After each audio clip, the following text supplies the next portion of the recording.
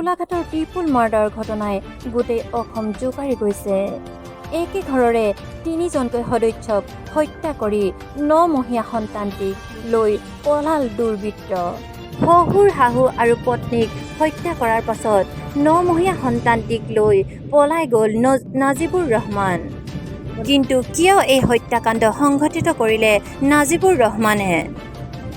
কাজিৰঙা ইউনিভাৰ্চিটিৰ পৰা আপোনাৰ মোক তাৰ ডাঙৰ সৰু ছোৱালীজনী ফোন কৰিছিলে। সৰু ছোৱালীজনী কাজিৰঙা ইউনিভাৰ্চিটিত পঢ়ে। তেওঁ মাকৰ লগত ভিডিঅ' কলিং কৰিছিলে।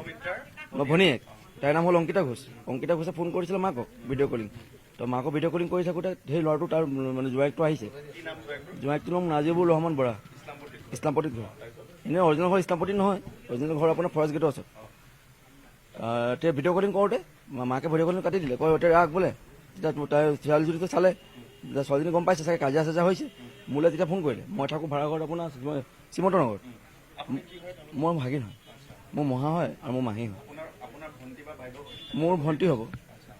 এজন ড্ৰয়িং ৰুমত পৰি আছে, তিনিটা ৰুমত তিনিজন। তেওঁ আহিছে বুলি তেওঁ সৰু ছোৱালীজনী দেখিছে ভিডিঅ' কলিঙত।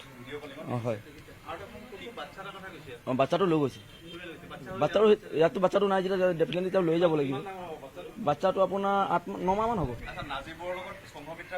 বিয়া হৈছিল, বিয়া হোৱা মেক্সিমাম 3 বছৰ হৈ গ'ল। হয়, বিয়াটো নহয়, লভ মেৰিজ নহয়। সি নিজে আহে।